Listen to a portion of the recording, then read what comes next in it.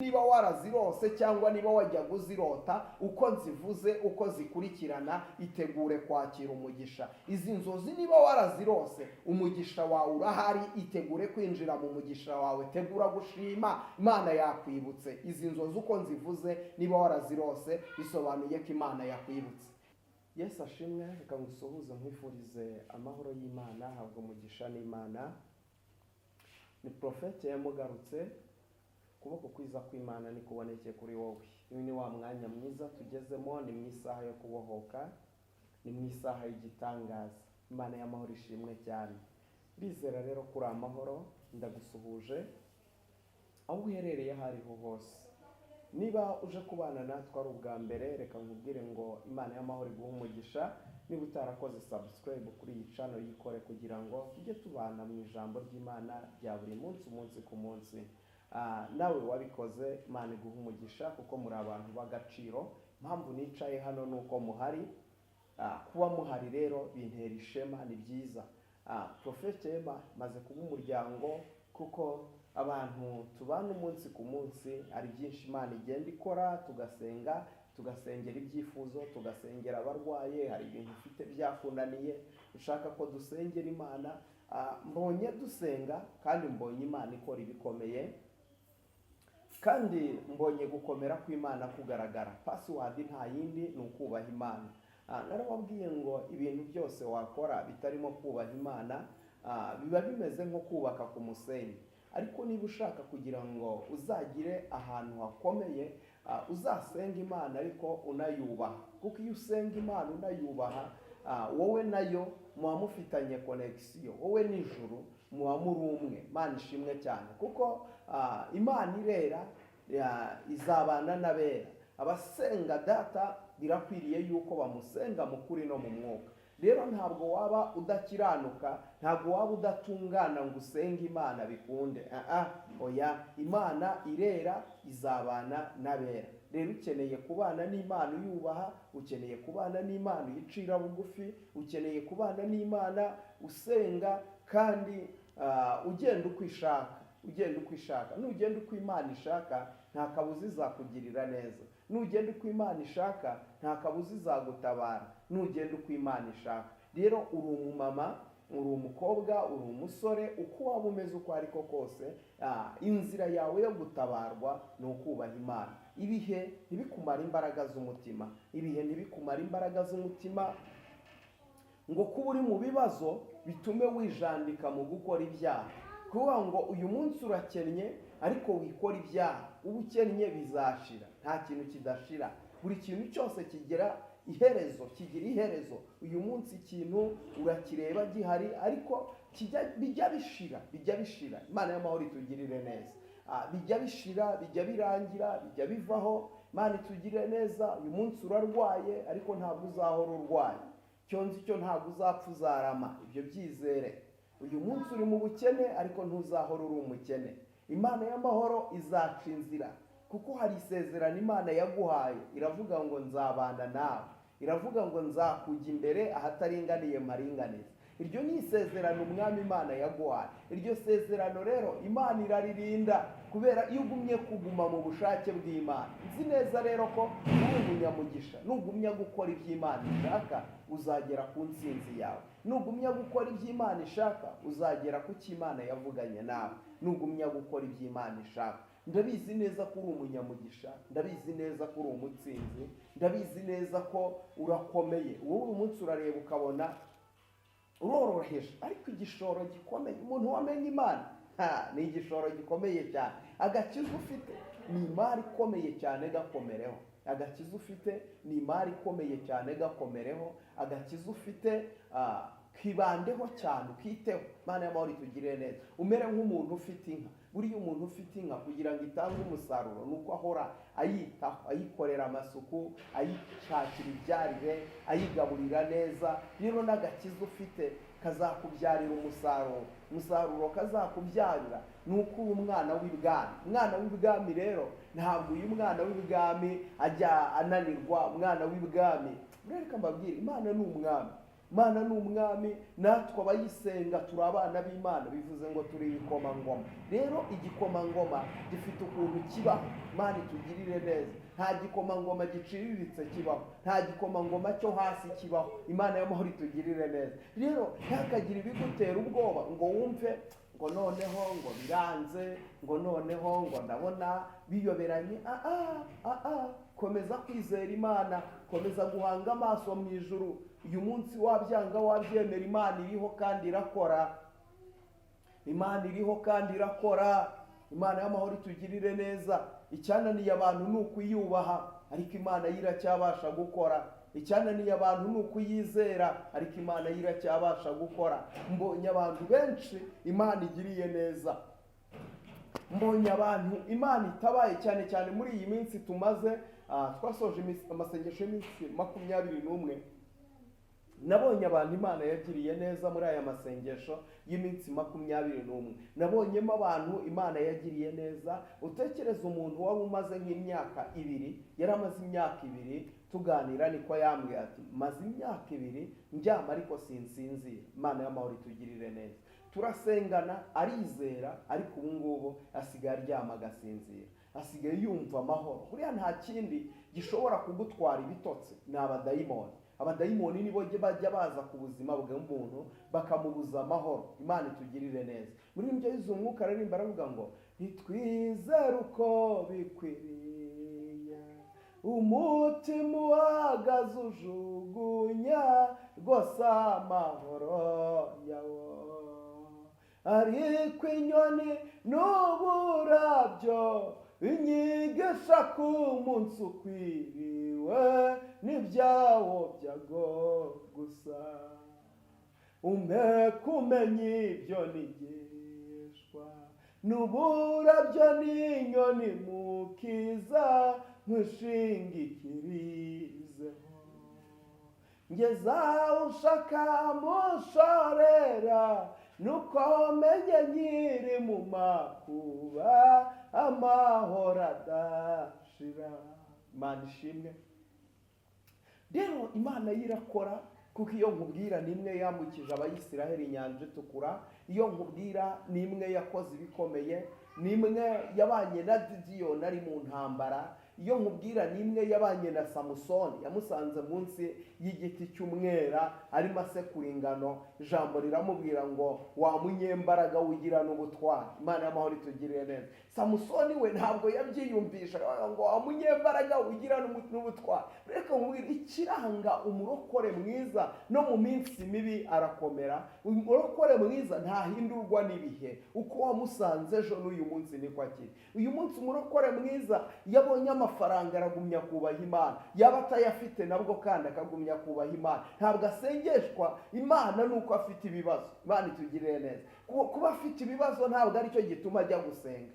Hari abantu muri iyi minsi, hari abantu ujya kureba ukazavuga ngo tujye gusenga, ngo hoya ngo nta bibazo mfite. Ariko niba nta n'ibibazo ufite jya gusenga ushima Imana. Ariko umurokore mwiza yaba akennye yaba adakennye agumya kubaha Imana, agumya agahagararana n'Imana, akagumya akayinambaho, akagumya akayizera. Kuko Imana mu buryo bumwe cyangwa ubundi igiseruka ikagaragara. Imana ijya igaragara, Imana ijya igaragara mu buryo bumwe cyangwa ubundi, ijya yiyerekana mu buryo bumwe cyangwa ubundi, ijya yitamurura, ikaza ikagaragara, ikaza ikaboneka. Imana ijya iboneka. Imana itugirire neza. Mu byago, mu makuba, Imana iraboneka. Imana itugirire neza. Imana ijya iboneka.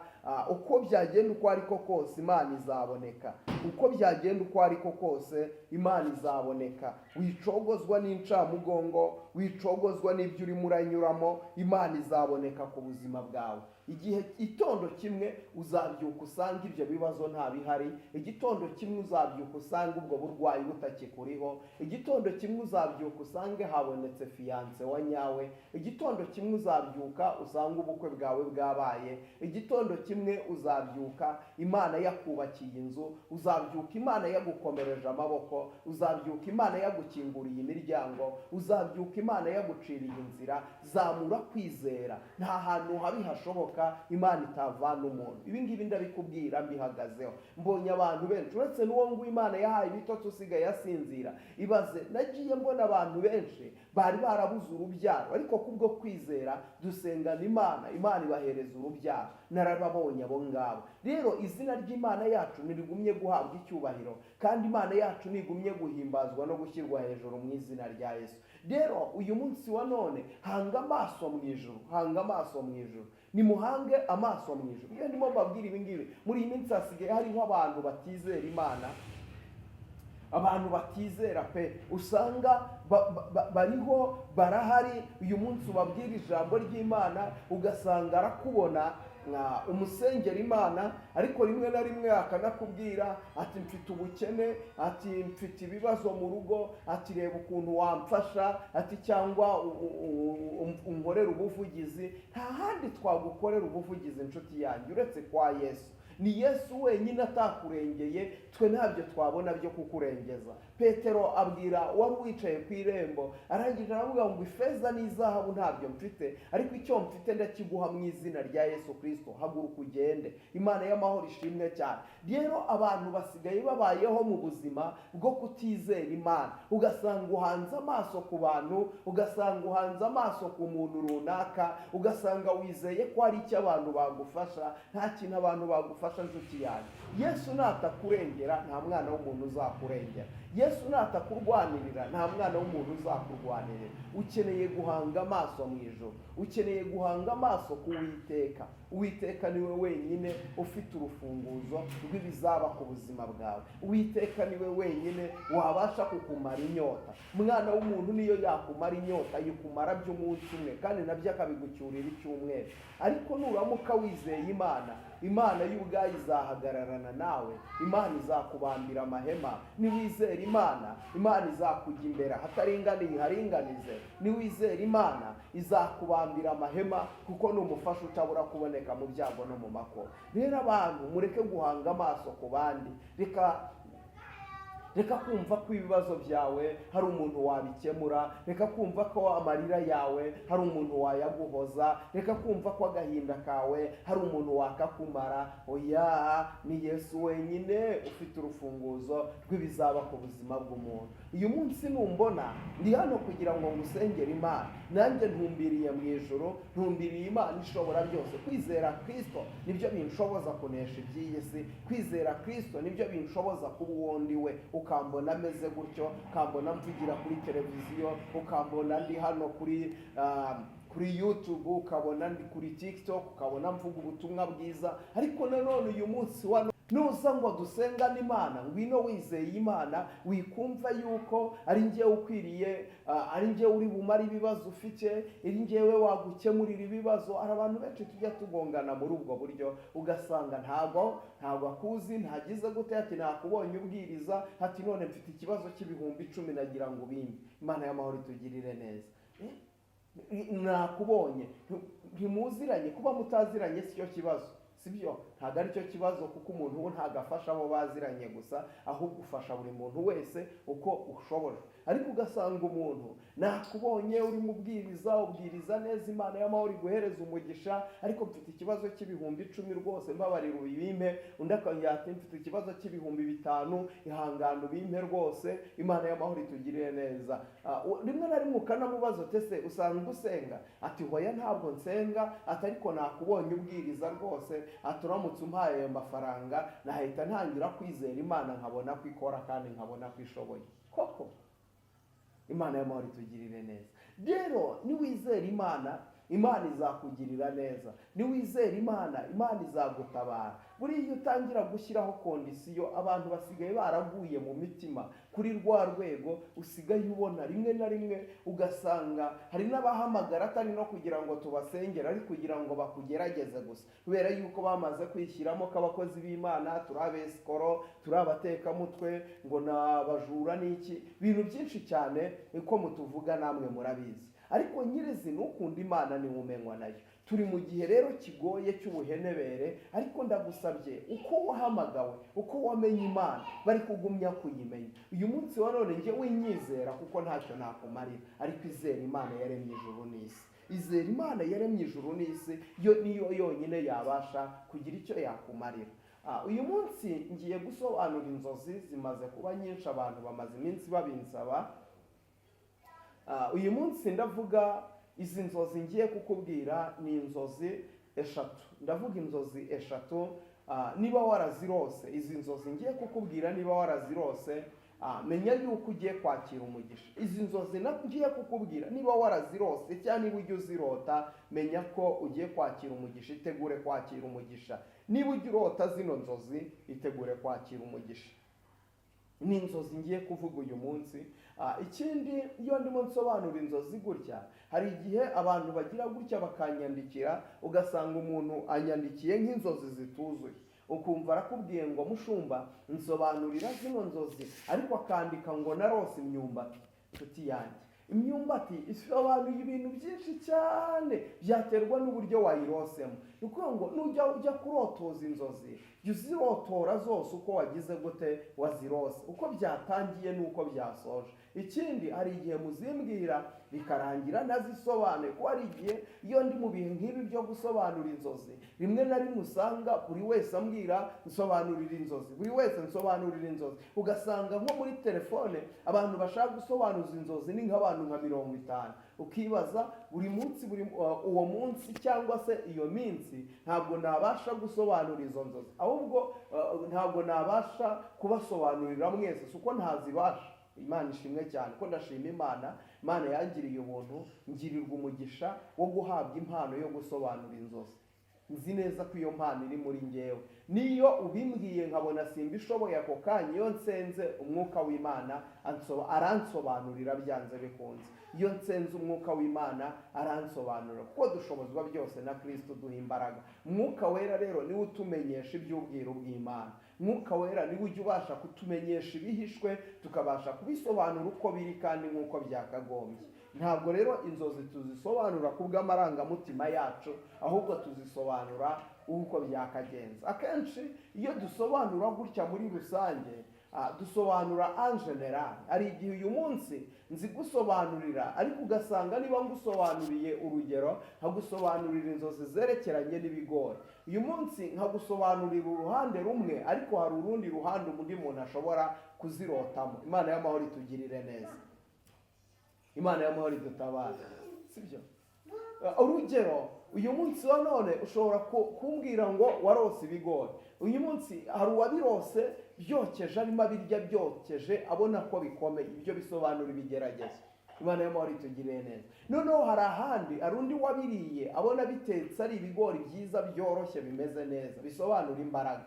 Noneho hari undi wabirose abona arimo ararya umutsima w'ibigori. Imana y'amahoro itugirire neza, bisobanura inkomezi. Ni ukuvuga ngo ni ibintu bigiye bitandukanye, biterwa n'uburyo warosemo inzozi. Nujya urota inzozi ugashaka kuzisobanuza, ntukavuge ngo narose ibigori gutyo gusa, ahubwo wowe jya urotora inzozi uko wagize gute wazirose. Ikindi, hari abarota inzozi bakazibagirwa.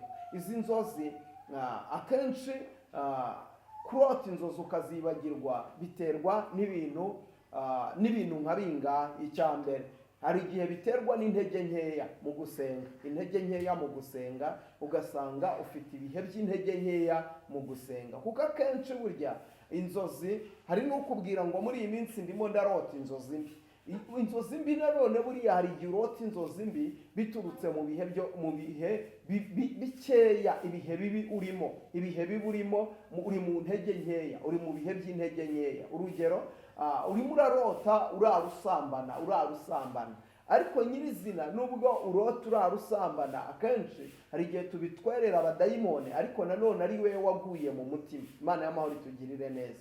Urugero, niba wirirwa ureba filime, ukareba filime z'abantu basambana. Icya kabiri, niba wirirwana n'abantu bavuga amagambo y'ubusambanyi, niba wirirwana n'abantu banywa inzoga, ni ukuvuga ngo inzozi ubundi ni ikintu bita kuza.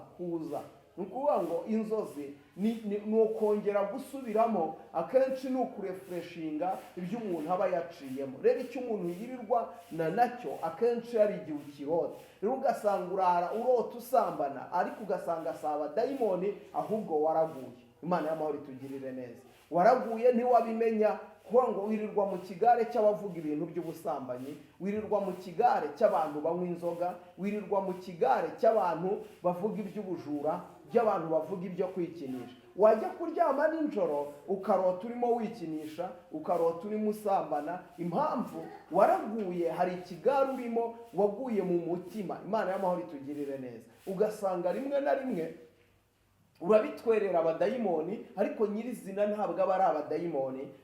Byose hari ibintu dutwerera abadayimoni atari bo. Ko buriya mu buzima ibintu bikubaho, hari ibizanwa nawe ubwawe, hari ibizanwa n'abadayimoni, hari ibizanwa n'abantu mugendana. Imana itugirire neza. Hari n'ibiza Imana yabyemeye. Imana itugirire neza.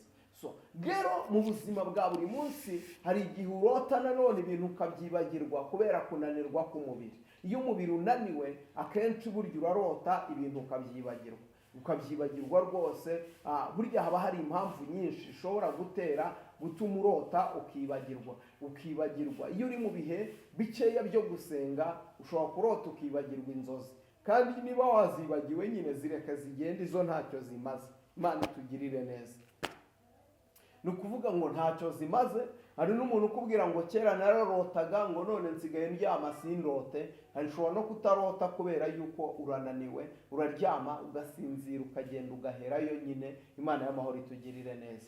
Urananiwe cyangwa se waraguye no mu mutima. Ibi byose bijya bibaho. Ariko iyo uri mu bihe byiza byo gusenga, Imana iza igasura abantu mu bicuku bya nijoro iyo bashyizweyo. Rero Imana y'amahoro ikugirire neza, kandi Imana y'amahoro ihagararane nawe.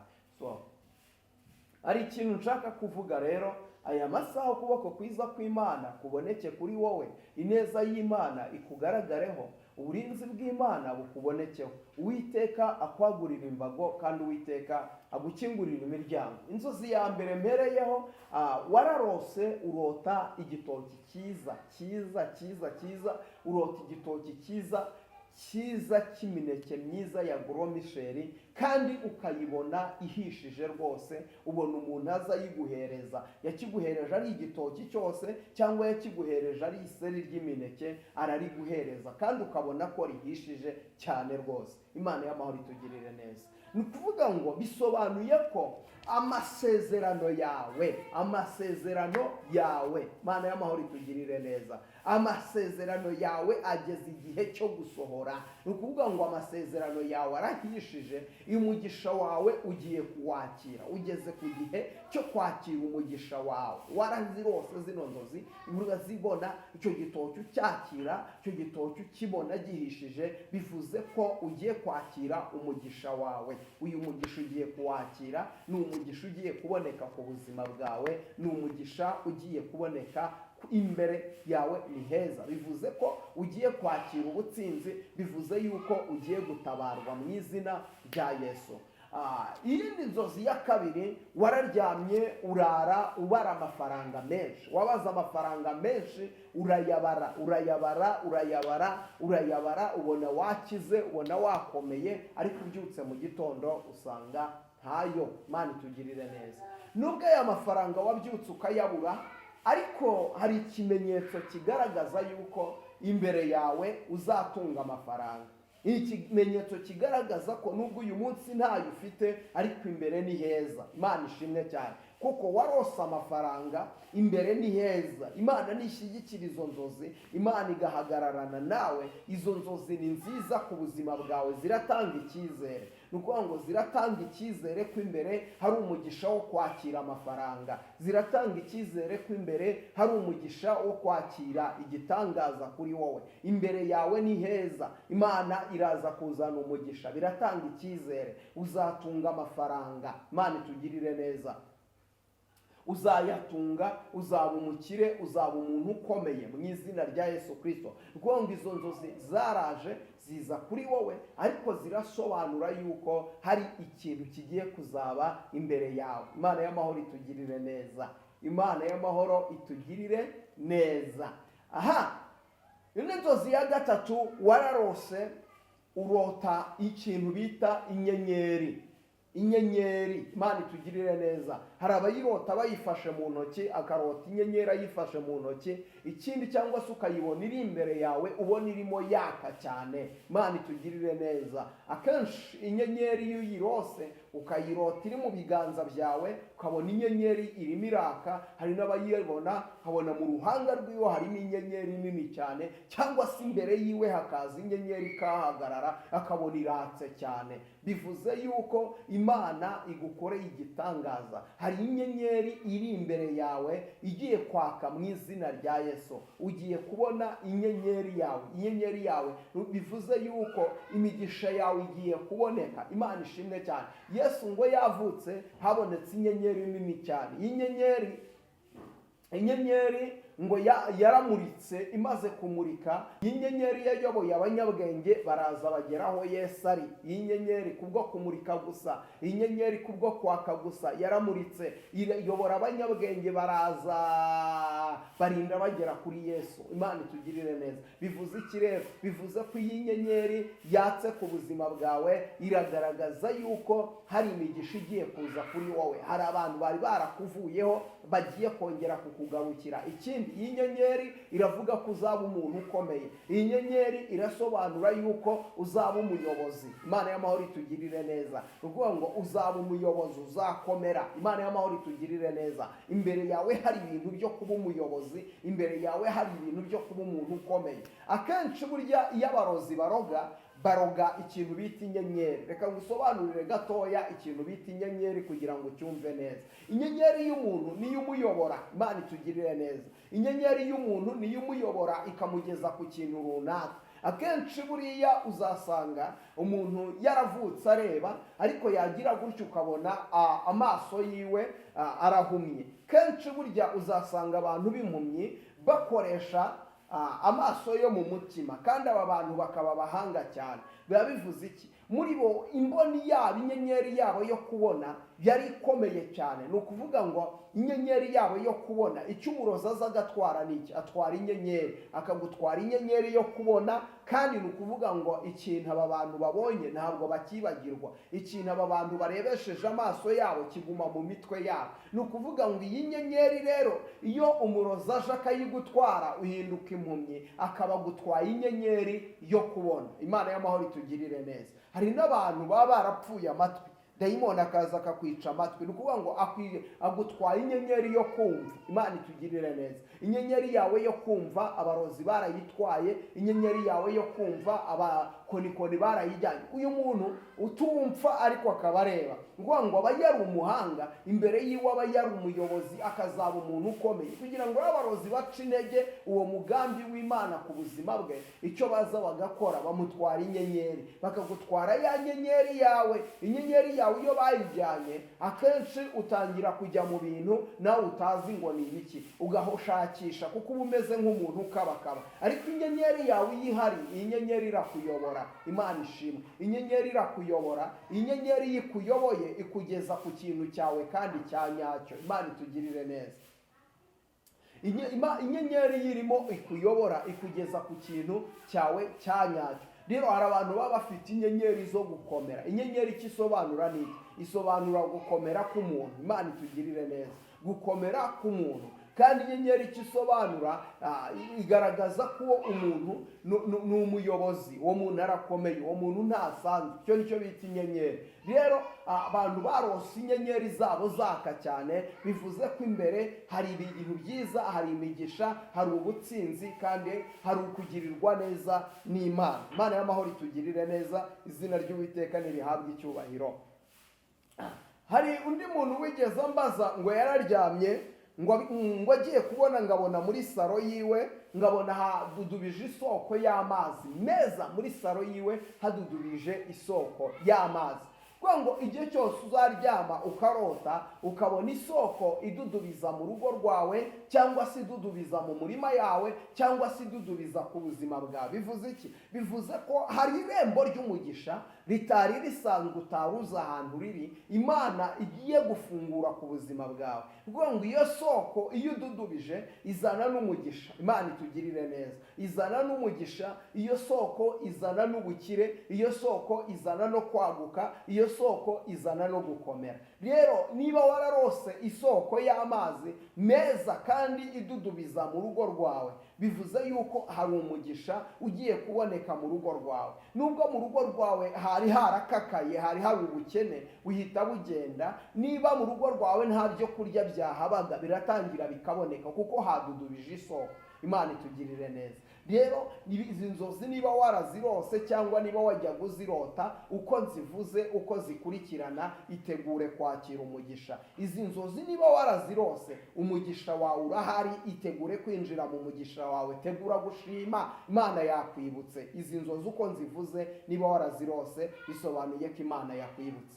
Imana ibampera umugisha, Imana ibagirire neza. Ibiganiro byacu byo nakagaruka. Reka mbabwire ngo shalom shalom, ntimukabure ku mwuka wera, ntimukabure amata mu ijuru iwacu zirakamwa. Ndabakunda cyane. Shalom. Imana ibishimire, mugubwe neza.